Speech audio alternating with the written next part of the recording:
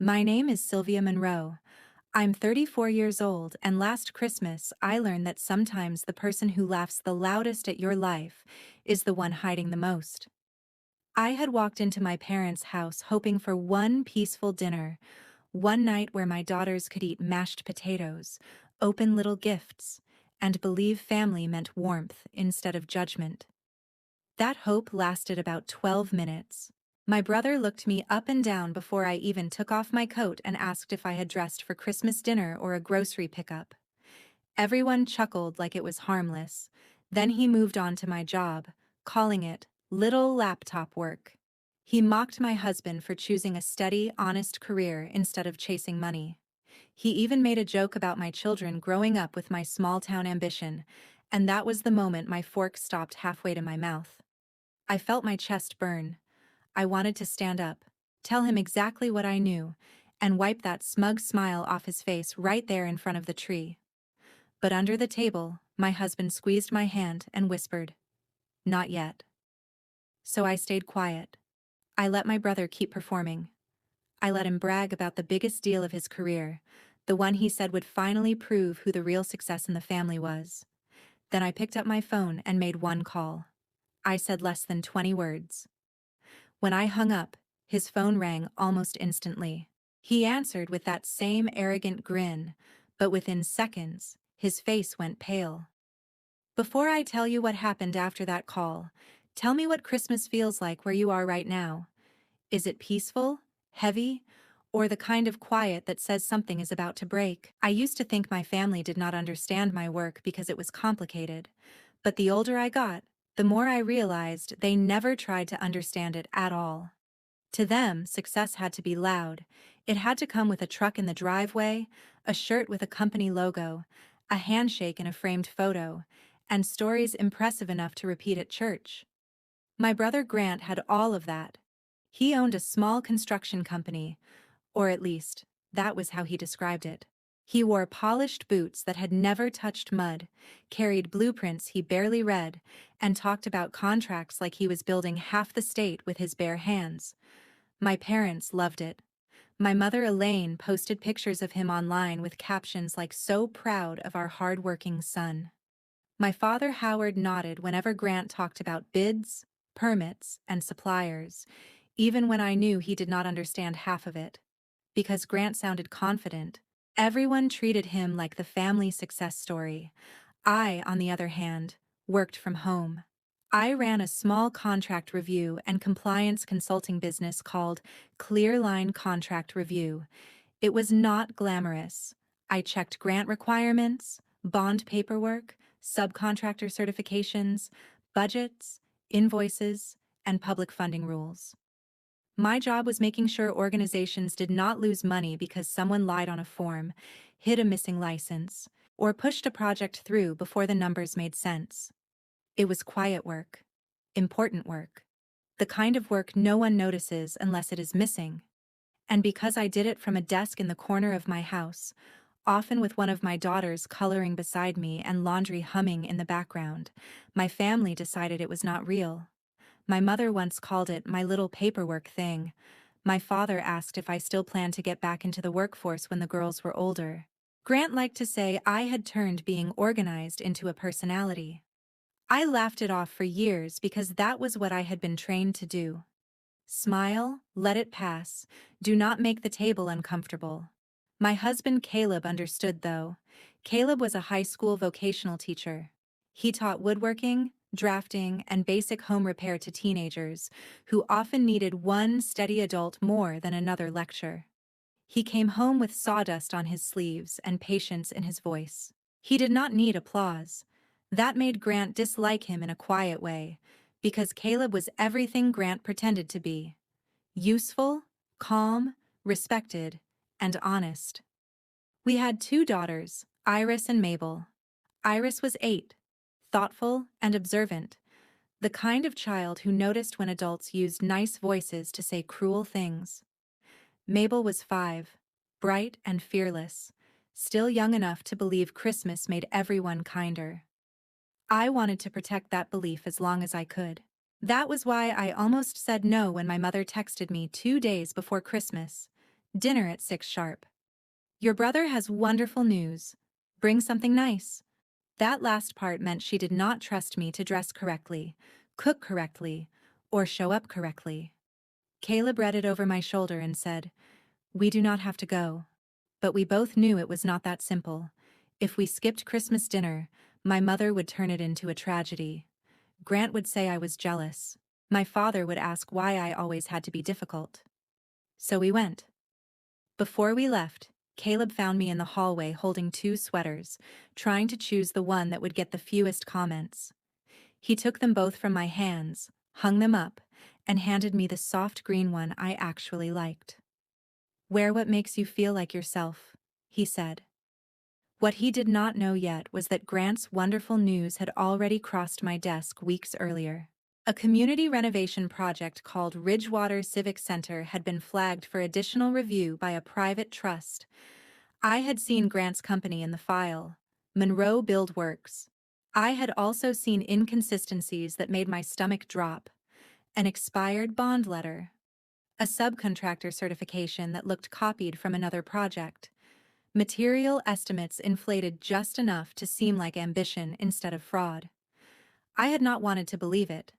I disclosed the family connection, stepped back from final approval, and sent my concerns to the trust's compliance director. Then I waited.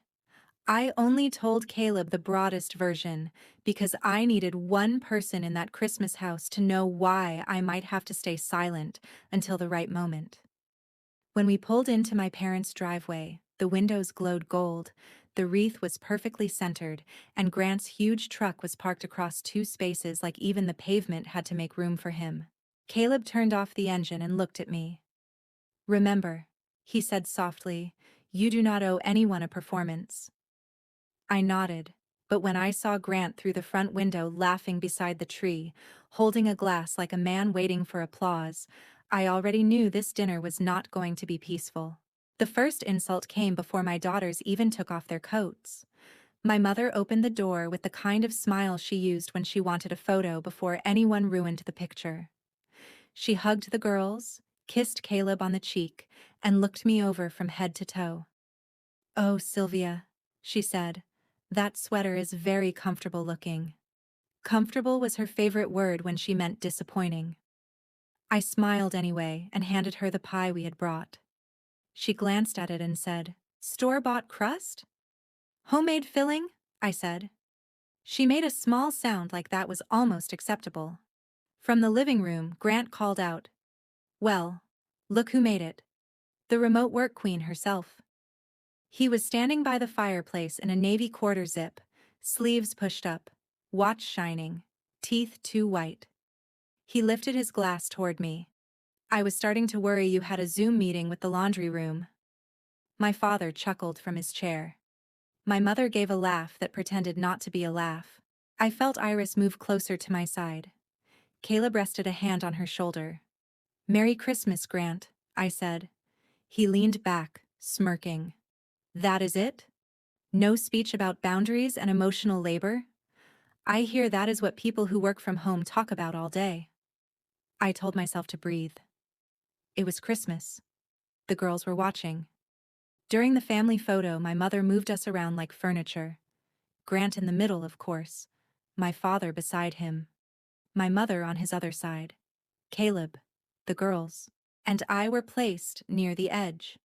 Grant looked at my daughters and said, "Stand up straight, girls. You do not want to inherit your mother's low-energy posture." Iris looked down at her shoes. Mabel frowned because she did not understand why grown-ups laughed when something felt mean. Caleb's jaw tightened, but he did not speak. Not yet. Dinner started with glazed ham, mashed potatoes, green beans, rolls, and cranberry sauce no one touched, but everyone praised. For about 10 minutes, the conversation stayed safe. Then Grant leaned back and looked at me like he had been waiting for the spotlight. "So, Sylvia, how is business? Still reviewing other people's homework for cash?" Caleb set down his fork slowly. I said, "Business is steady." Grant smiled. "Steady. That is a polite word. Like when a house is small, but you call it cozy." My mother said, Grant, be nice. But she was smiling. He pointed his fork at Caleb. And how about you, man? Still teaching kids how to hammer birdhouses? Caleb smiled mildly. Bookshelves this month, actually. Some of my students built better shelves than adults I know. Grant laughed. Hey, I respect it. Every family needs someone handy. I mean, not everyone can run real projects. Some people have to fix the cabinets after the successful people leave. My father laughed harder than he should have. I watched Caleb's face stay calm, and that calmness made my anger worse because I knew he was choosing dignity in a room that did not deserve it. Grant turned back to me. You two are perfect together, really. A teacher and a paperwork lady. Very stable, very humble, very government coupon energy. Mabel whispered. Mommy, what does coupon energy mean? Grant heard her and grinned. It means your mom is practical, sweetheart. Practical people are important. They remind ambitious people what not to become.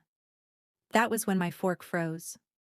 Caleb shifted his hand under the table and placed it over mine. His fingers pressed gently, not to silence me, but to anchor me. Not yet, he whispered so softly only I could hear. I swallowed the sentence burning in my throat. Grant kept going because people like him mistake restraint for weakness. He talked about how the girls would need strong role models. He said Iris was sweet, but too sensitive. He said Mabel had big energy but needed someone to teach her how to channel it into something useful.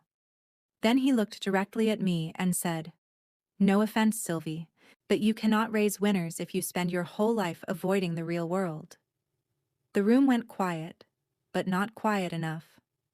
My mother adjusted her napkin. My father took a sip of wine. Iris's eyes filled with tears she tried to hide. That was the moment something inside me shifted. I stopped wanting him to apologize.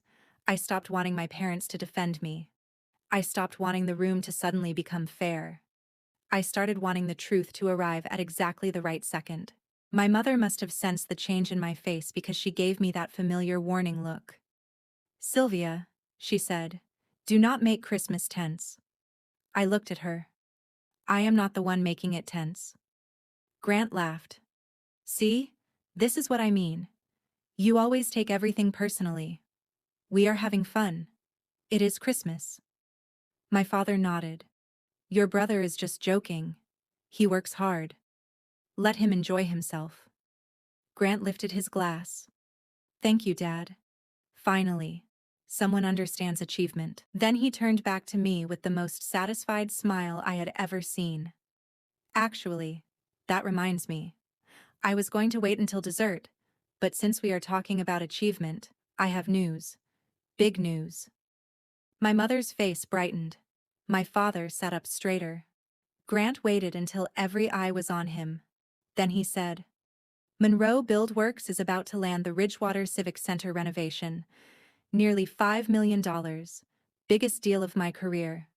He paused, letting the number float above the table. And when it closes, I think everyone here can finally admit who the real success in this family is. For a second, all I heard was the hum of the dining room chandelier. Ridgewater Civic Center. Nearly $5 million. Biggest deal of his career. Grant said it like a victory speech, like the room should rise to its feet and crown him. My mother covered her mouth, thrilled. My father said, Son, that is incredible. Caleb looked at me, and I could feel the question in his silence. Is this the one? Yes. This was the one. Grant's company had been pushing hard to secure the Ridgewater project, a renovation funded through the Caldwell Community Trust. The center served after-school programs, senior lunches, job training workshops, and weekend food distribution. It was not a luxury hotel or private office space. It was a place people relied on. That was what made the file sitting in my review queue impossible to ignore. If the money was mishandled, the community would pay first. Grant raised his glass again. This is what happens when you step outside the little comfort bubble and actually build something. My mother beamed. We are so proud of you. Grant looked at me. You hear that, Sylvie? Build, not review, not check, not email people about margins and signatures. I kept my voice calm. Ridgewater is funded by the Caldwell Community Trust, right? He blinked, surprised I knew that. Yeah, big trust. Serious people. I nodded.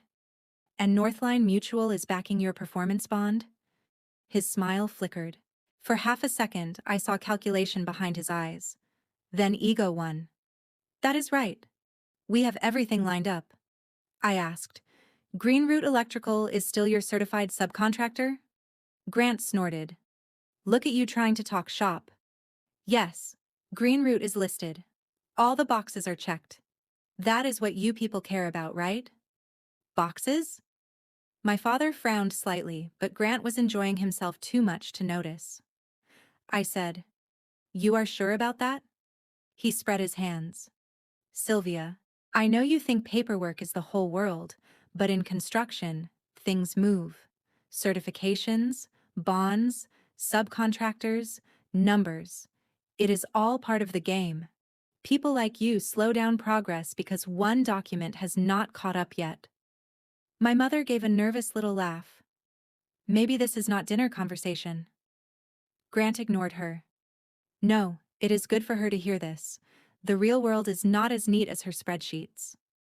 I looked at Caleb. His eyes met mine. This time, he did not say, not yet. He gave one small nod. The moment had arrived because Grant had just confirmed the two exact issues the trust had been waiting on. Northline Mutual was not currently backing the full bond, and Greenroot Electrical's certification had expired months ago. Worse, someone had resubmitted the old certificate as if it were current. I reached for my phone. My mother's voice sharpened. Sylvia, what are you doing? I looked at Grant, the part of my job he keeps laughing at. Grant laughed once, but it sounded thinner now. What? Are you going to Google me at dinner? I unlocked my phone, opened my contacts, and tapped the number for Denise Caldwell, the compliance director at the trust. She answered on the second ring. Denise, it is Sylvia Monroe. I am sorry to call on Christmas night. I would not if it were not urgent. Grant rolled his eyes, still performing for the table, but his smile had become stiff. I kept my voice professional. He just confirmed Northline and Greenroot are being represented as active. If the first release is still scheduled, I recommend activating the hold and requesting immediate resubmission before any funds move. Denise went silent for one beat. Then she said, Understood. Are you certain? I looked directly at Grant. Yes. He said it in front of witnesses. She said, Thank you. We will handle it now. I hung up. The table had gone silent. My mother stared at me like I had slapped someone. My father looked from me to Grant. Grant leaned back and forced a grin. Cute. Very dramatic. Who was that supposed to scare? I did not answer. I folded my hands in my lap. 10 seconds passed. Then 20. Then Grant's phone began to ring. It was sitting beside his plate, screen facing up. The name on it made his face change before he even answered. He grabbed it and stood too quickly, his chair scraping against the floor. Yeah, this is Grant. His tone was loud, confident, annoyed. Then he went still. The color drained from his face so fast it was like someone had pulled a plug. He turned away, but the room was too quiet for privacy. What do you mean immediate review? No, the release is already scheduled. We have crews lined up. That certification is fine. It is a timing issue. He listened. His jaw opened slightly. No. Do not contact my client directly. I can explain. Another pause. His eyes flicked to me, wide now, furious and afraid. Wait. What just happened? He said into the phone. But he was looking at me. I stood slowly. Nothing happened, Grant. The system finally worked. He lowered the phone just enough for us to hear a voice still speaking on the other end. My mother whispered, Sylvia, what did you do? I said, I made sure public money did not leave an account based on documents he knew were not clean. Grant's hand trembled around the phone. The same man who had spent an entire dinner laughing at my life suddenly looked like he could not remember how to stand. Grant ended the call without saying goodbye. For a moment he just stood there beside the table, phone in hand, chest rising and falling like he had run through snow. My mother looked horrified. My father looked confused. I knew that confusion well. It was the expression people wear when reality refuses to match the story they have been telling themselves. Grant recovered first, or tried to. He pointed at me. "You have no idea what you just did." I said, "I know exactly what I did. You sabotaged me. On Christmas. In front of our parents. In front of my nieces." Caleb stood. His voice was calm, but there was steel in it. "Do not bring the girls into this after what you said about them tonight." Grant snapped. "Stay out of this, shop class." I saw Iris flinch from the doorway. She and Mabel had come back from the living room, drawn by the raised voices. That was enough. I turned to Caleb and said, "Can you take them upstairs for a few minutes?"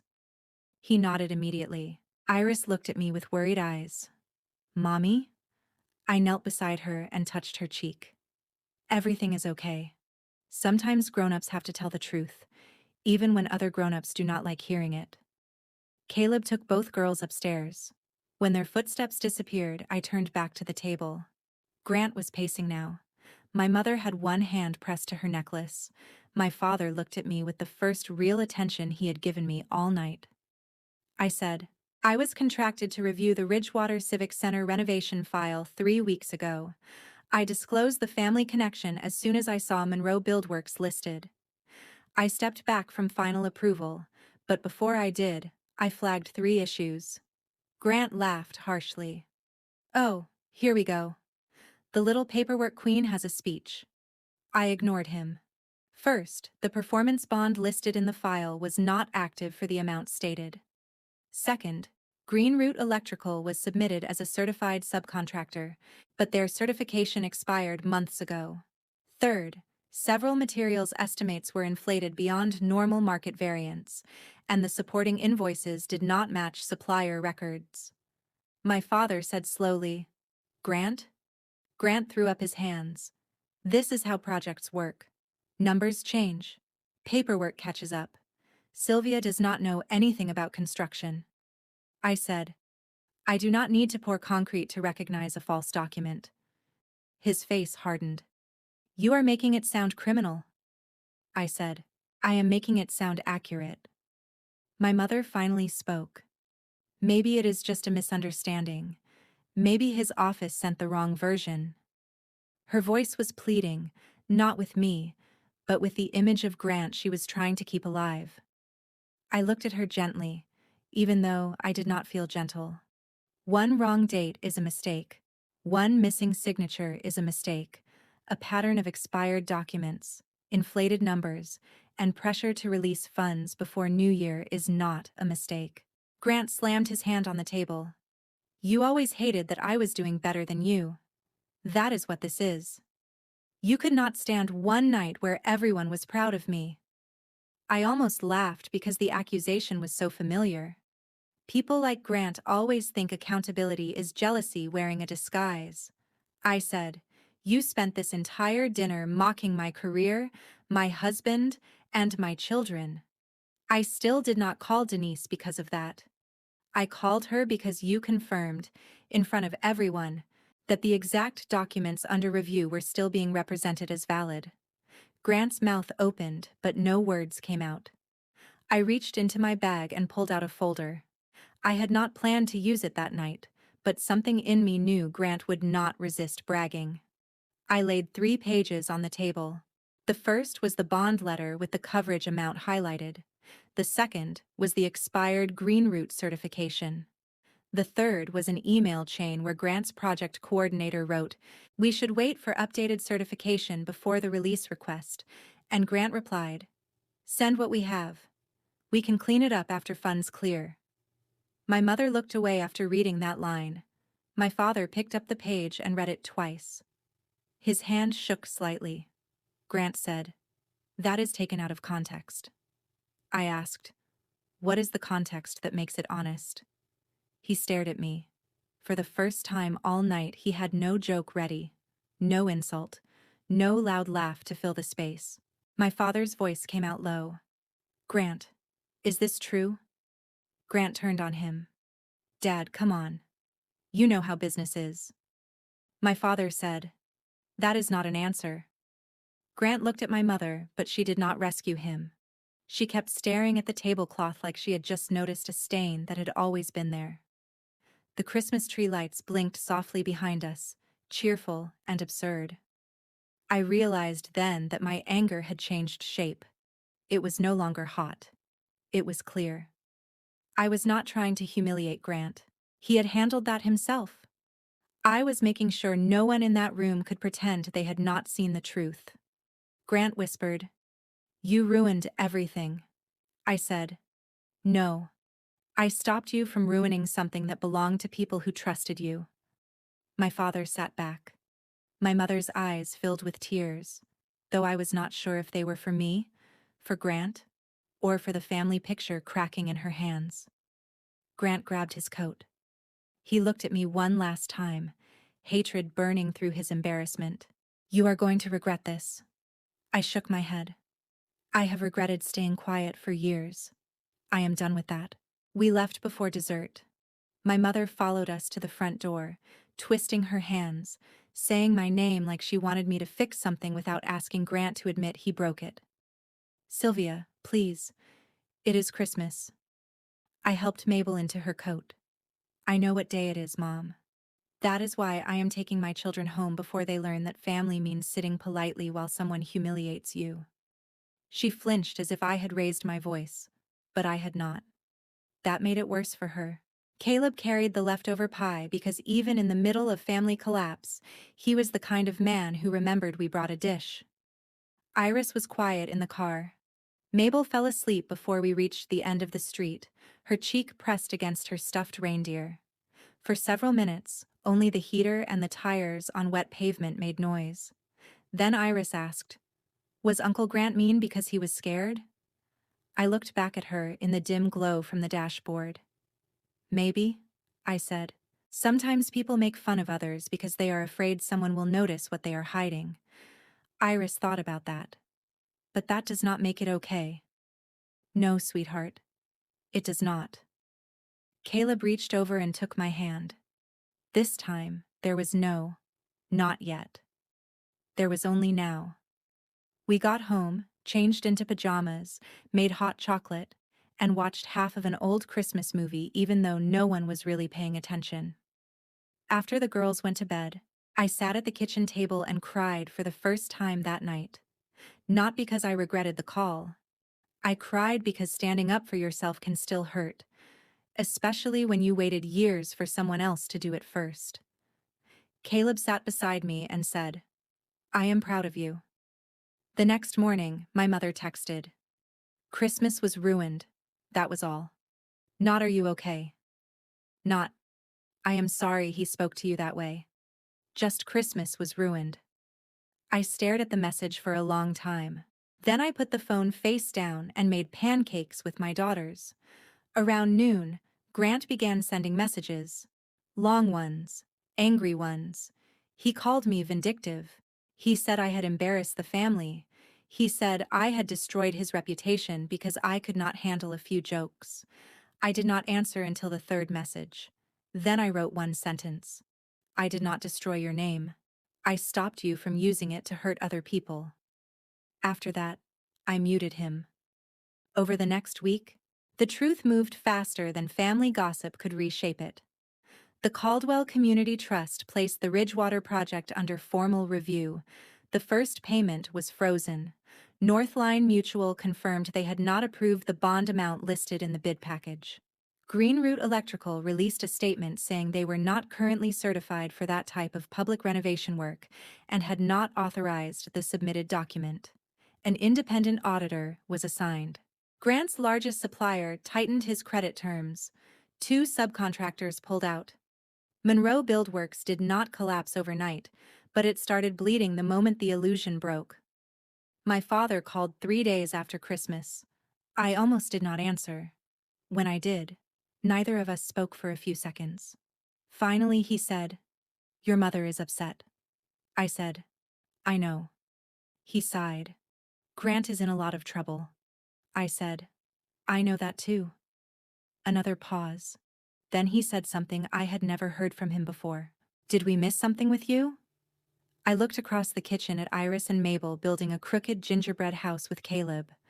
I thought about every dinner where I had been told to take a joke, every achievement softened so Grant could shine brighter, every moment I had swallowed because peace mattered more than me.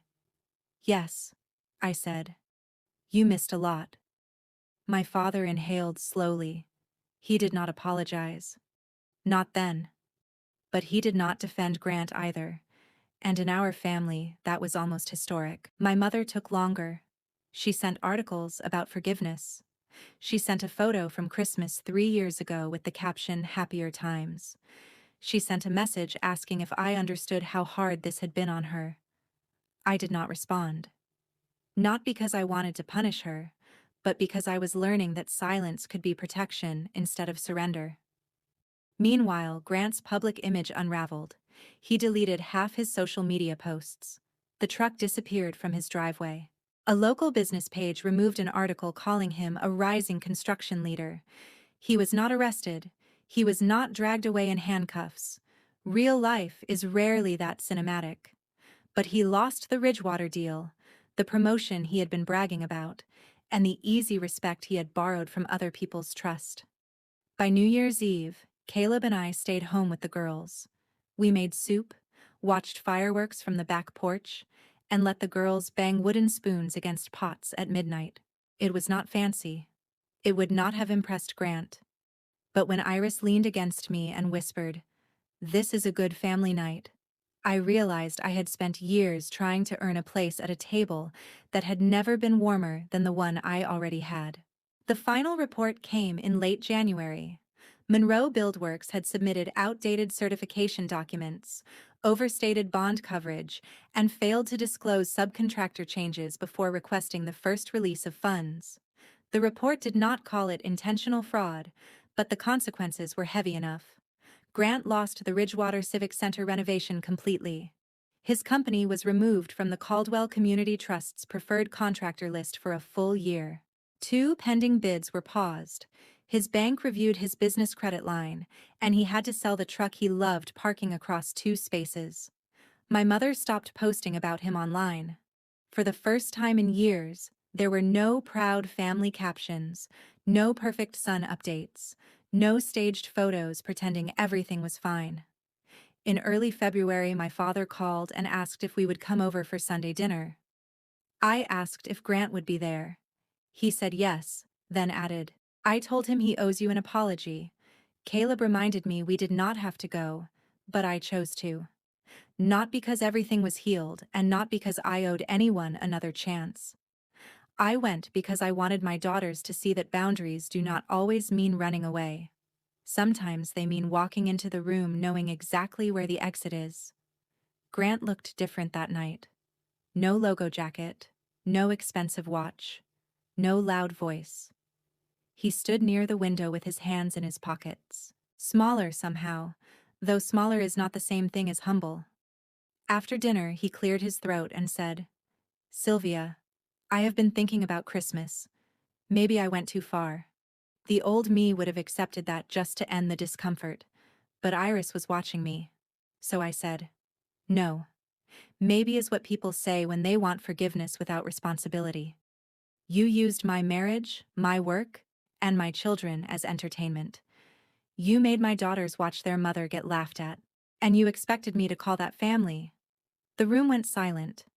Grant looked down and finally said, "You are right. I was angry. I was embarrassed.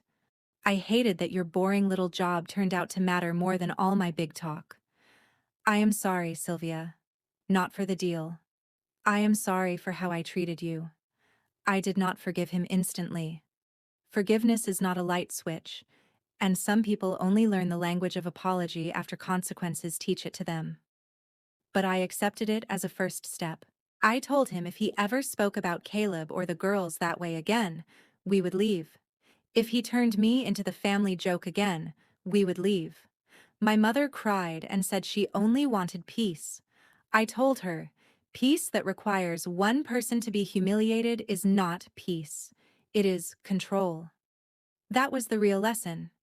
Not the phone call, not Grant's pale face, not the frozen deal, not the truck disappearing from his driveway. The real lesson was that truth can be spoken without cruelty, and boundaries can be held without screaming. For years, I thought being a good daughter meant swallowing every insult so everyone else could stay comfortable. But comfort built on someone else's shame is not family. It is theater. A real family does not demand that one person shrink so another can feel tall. When we left that night, Iris held my hand and asked, "Mom, did you win?" I thought about Grant, my parents, and all the years I had mistaken silence for peace. Then I squeezed her hand and said, "No, sweetheart. I just stopped losing myself to keep other people comfortable." That Christmas, one phone call shut my brother up. But the real victory was watching my daughters learn that honesty matters, quiet work has value, and no one gets to laugh at your life just because they share your blood. We hope this story gave you a powerful emotional ending and a thoughtful message. This video is fictional and made only for the storytelling, entertainment, and educational reflection. We hope it encourages you to stop carrying guilt for choosing a healthier life, because protecting yourself from repeated pain is not betrayal, it is survival.